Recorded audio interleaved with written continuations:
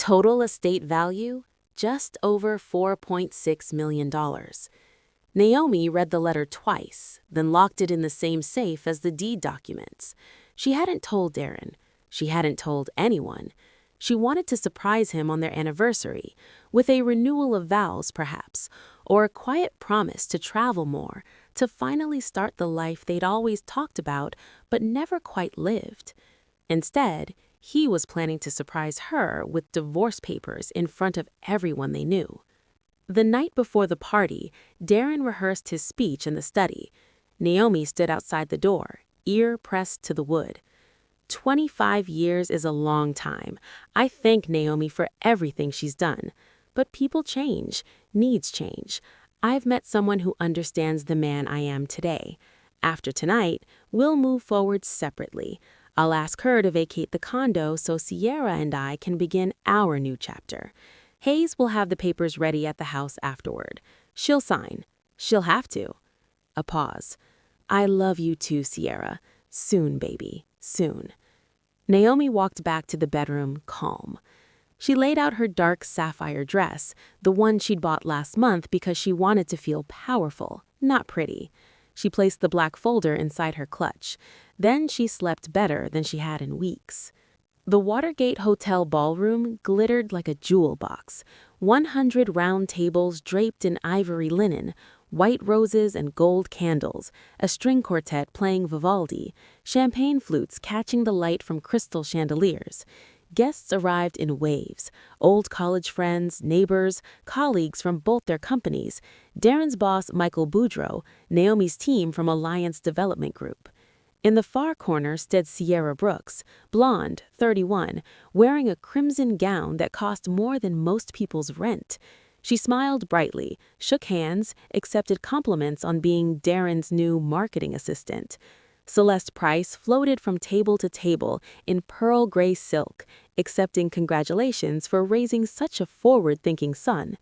Mr. Hayes, the divorce attorney, sat alone near the back, nursing a scotch, checking his watch. At 8:40 p.m., the master of ceremonies tapped the microphone. Ladies and gentlemen, if I may have your attention, our host, Darren Price, would like to say a few words. Darren stood. He looked handsome in his charcoal tuxedo, silver at the temples, jaw still sharp, smile practiced. He raised his glass. Friends, family, colleagues, thank you for being here to celebrate 25 incredible years. Murmurs of agreement, clinking glasses. He continued, I've spent a lot of time reflecting lately on what brought us together, on what kept us together, and on what no longer does. A ripple of confusion moved through the room. Naomi and I met when we were young, full of dreams. We built a life, a good life. But people evolve, desires change. Sometimes love isn't enough to bridge the gap. He turned toward her. Naomi, you've been a wonderful partner in many ways, but honesty compels me to say this publicly. Our marriage has run its course. I'm filing for divorce.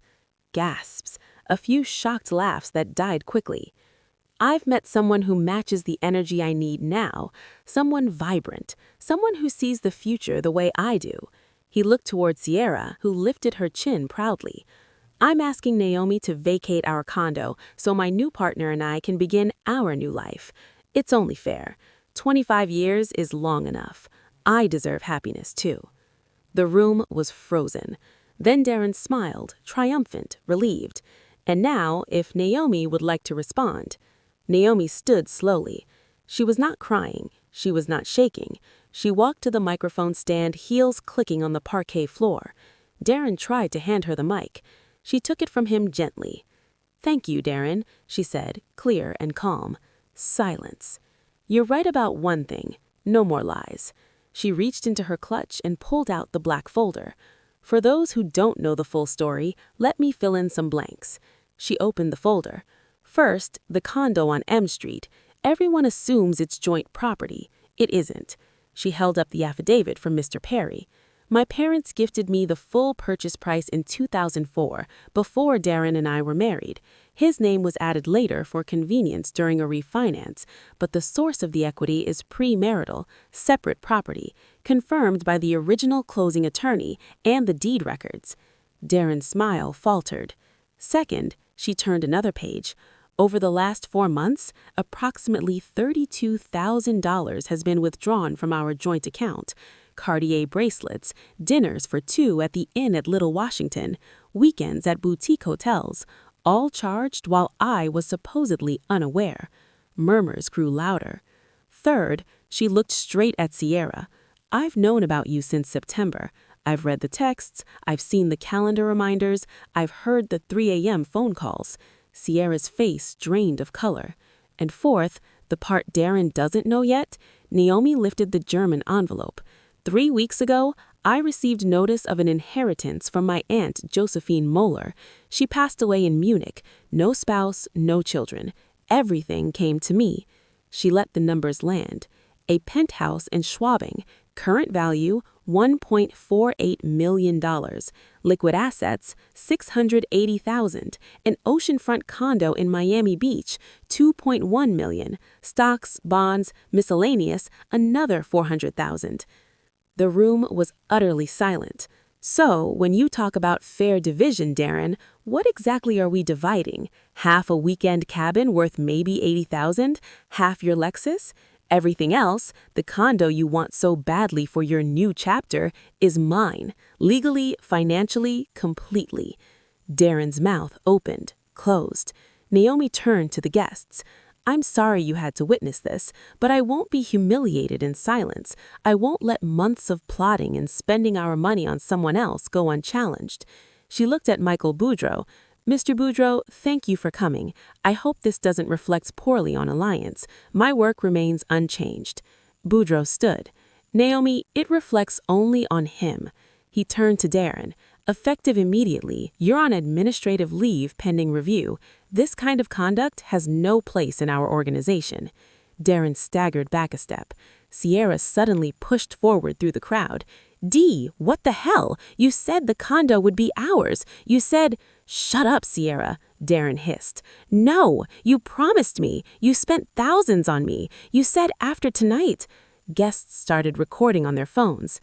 Celeste rushed over. Son, what is she talking about? Sierra laughed bitterly. He took out loans, too. 20 grand from Chase, 15 from Wells Fargo, 8 from some quick cash place, all on joint credit lines, all for me. Celeste went white. You mortgaged my house to pay that lawyer? Darren looked wildly around. Everyone, this is private. It stopped being private when you stood up here and called me boring in front of 100 people, Naomi said quietly. She placed the microphone back on the stand.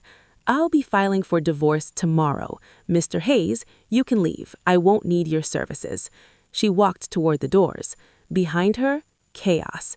Guests shouting. Sierra screaming at Darren. Celeste clutching her pearls, face crumpled. Michael Boudreau on his phone, already speaking to HR. Naomi stepped into the cool October night. She breathed deeply. Freedom tasted like river air and distant traffic. 3 months later, the courtroom smelled of polished wood and old coffee. Darren sat at the petitioner's table in a suit that hung loose on him. He looked smaller, grayer. The judge, a woman in her late 60s with sharp eyes, reviewed the final documents. Regarding the real property at 2715 M Street NW, she said, the court finds sufficient evidence that the initial purchase was funded by a premarital gift to Miss Sterling. Marital contributions to equity were minimal. The property is awarded solely to the respondent. Darren's new lawyer, a public defender barely 30, shifted uncomfortably. The weekend cabin and the Lexus will be divided equally. No alimony, no child support. She paused. However, the court notes that Mr. Price incurred significant debt during the marriage without the knowledge or consent of the respondent and used those funds for personal, not marital purposes. Therefore, the Chase, Wells Fargo, and third-party loans totaling $43,000 are assigned solely to the petitioner. Darren closed his eyes. The gavel fell. Naomi walked out into pale January sunlight. Darren caught up with her on the steps. Naomi, please. She stopped. I was wrong. I was selfish, stupid. I lost everything because of my own ego. I know I don't deserve forgiveness. I just wanted you to know I'm sorry." She studied his face. The man who once promised her forever now looked like someone she used to know. "I don't hate you, Darren. I just don't want you in my life anymore." She turned and walked to the curb where her new Audi waited, bought with part of Aunt Joe's money. 6 months later, Naomi stood on the balcony of her Miami Beach condo. The ocean rolled in soft silver waves below. Palm fronds clicked in the breeze. Inside, boxes of translated German novels waited to be unpacked. Her small publishing imprint, Sterling Translations, had already signed 3 authors. The first book launch was scheduled for April. She no longer balanced spreadsheets for other people. She balanced stories. Her phone buzzed. A text from Aisha. Video hit 2.1 million views. Hashtag Silver Anniversary Traders still trending. You okay? Naomi smiled. The Silver Anniversary speech that ended everything. Naomi Sterling had spent the last 3 months pretending she didn't know. She cooked Darren's favorite meals, laughed at his tired jokes, folded his shirts the way he liked them, with the collars crisp and the sleeves rolled just so. She listened when he complained about work, nodded when he said their marriage still felt solid, and smiled every time he kissed her cheek and called her "my love." All while the truth burned behind her eyes like acid. 25 years. A quarter century of shared breakfasts, quiet evenings, vacations to places neither of them really loved, but photographed anyway. 25 years of being the reliable one, the organized one, the one who remembered anniversaries, birthdays, dentist appointments, tax deadlines. 25 years of loving a man who, it turned out, had already mentally checked out. She first suspected some things 6 weeks before the party. It started with the phone. At 3:17 a.m. on a Tuesday in early September, Darren slipped out of bed. Naomi felt the mattress lift, heard his bare feet pad across the hardwood, then the soft click of the bedroom door. She lay still, eyes closed, breathing slow and even. A moment later, his voice drifted through the crack under the door, low, excited, almost boyish. "We have to time it perfectly, Mom. She can't see it coming." A pause. Then softer, "Yes, exactly. After the toast. Everyone will be watching. She'll have no choice but to sign." Naomi's heart slammed once, hard, then settled into a cold, steady rhythm. She waited until he came back to bed. He slid in carefully, as if afraid to wake her. His body was tense, vibrating with adrenaline. She smelled the faint trace of cologne, not the one she bought him for Christmas, something sharper, younger. The next morning he was all affection. "Naomi, my darling," he said, pressing a kiss to her temple while she watered the orchids on the windowsill. "Let's pick the restaurant for our anniversary today. I want it perfect." In 25 years, he had never once suggested planning anything. She always booked the table, chose the menu, sent the invitations. He only showed up and smiled for the photos. She raised an eyebrow. "Perfect?" 25 years deserves perfect, he said, grinning too wide. His left eye twitched, the tiny tell she'd noticed on their 3rd date and never forgotten. She smiled back. "Of course." When he left for work, she picked up his phone from the nightstand. The screen lit with a notification. Calendar reminder. Call S, 11 a.m. She opened his contacts. S was Sierra Brooks, no last name in the recent calls list, just S heart with a heart emoji. Naomi didn't cry. She didn't scream. She simply photographed the screen, then placed the phone exactly where he'd left it. That afternoon, Celeste Price arrived unannounced. Darren's mother swept into the Georgetown condo like she owned it, trailing Chanel No. 5 and Judgment. "Naomi, dear," she said, not waiting for an invitation to sit. "How are the preparations coming? Darren told me he's planning something special." Naomi poured tea. "He wants the Watergate Ballroom, 100 guests." Celeste's smile was thin. "Very ambitious, but appropriate. A silver anniversary should be memorable." She looked around the living room, the clean lines, the mid-century modern furniture Naomi had chosen piece by piece, the view of the Potomac through floor-to-ceiling windows. "Speaking of memorable, I've been thinking about the future. Darren's 53 now, no grandchildren. Perhaps it's time to think about a will. For my nephews, of course. Bright boys. They'll need security. Naomi set her cup down without a sound. We don't have children, Celeste. Exactly, so the estate shouldn't just vanish to the government or to strangers. Her eyes flicked toward the hallway that led to the master suite. This place, for instance, such a lovely condo. Where do you keep the title documents, dear? In the safe, Naomi said evenly. Celeste nodded as if that answered everything. After she left, Naomi sat on the sofa for a long time, staring at nothing. Then she opened Darren's laptop. He'd changed the password. It used to be their meeting date, 09011999. She tried their wedding date backwards, 06172000 reversed. It worked. Browser history for the last 3 weeks. How to file for divorce in D.C. when assets are joint. Protecting premarital property in separation. Asset division tricks for high-value real estate. How to force spouse to waive condo rights. Sierra Brooks' realtor profile, Tyson's Galleria. Naomi closed the laptop gently. She didn't panic, she planned. First, she called Aisha Cole, her college roommate, now a partner at a boutique family law firm downtown.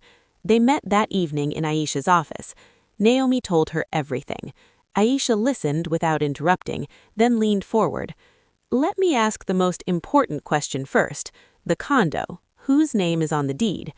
Both, but my parents gifted me to down payment and closing costs in 2004, before the wedding.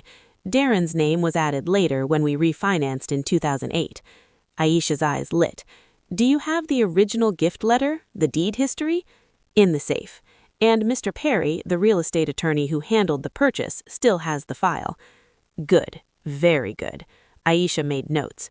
If the bulk of the equity came from a premarital gift and there were no significant marital contributions to principal, we can argue it's separate property, especially if Darren never paid toward mortgage, taxes, or major renovations. He didn't. Aisha smiled for the first time. Then you're not as trapped as he thinks. Over the next weeks, Naomi moved carefully. She photographed every suspicious text she could access when Darren showered or slept. She downloaded bank statements showing $32,000 in unexplained withdrawals over 4 months, jewelry receipts from Cartier, dinners at Minibar, and weekend stays at the Hay and Adams, all from their joint account. She opened a new personal checking account and quietly transferred half the liquid savings. She met Mr. Perry, now 78 and semi-retired. He remembered the transaction clearly. Your parents wired the full purchase price into escrow in your name only. Darren was added 2 months after closing when you married. I told your father at the time it was smart to keep it separate. He agreed. He prepared an affidavit and a certified copy of the original deed history. Naomi kept everything in a slim black folder she stored in her office safe at work. Then, 3 weeks before the party, the letter arrived. A cream envelope from a German law firm. Inside, a death certificate for Josephine Mueller, her father's older sister whom Naomi had met only twice. Aunt Jo had never married, never had children. She'd lived quietly in Munich, invested wisely in real estate, and left everything to her only niece. The summary from the executor was staggering. A 3-bedroom penthouse condo in Munich, Schwabing, current appraised value 1.35 million euros, about 1.48 million US dollars. Liquid assets in Deutsche Bank 620,000 euros, about 680,000 US dollars. A fully paid luxury 2-bedroom oceanfront condo in Miami Beach, Florida, appraised at 2.1 million US dollars. Various stocks and bonds, another about 400,000 US dollars.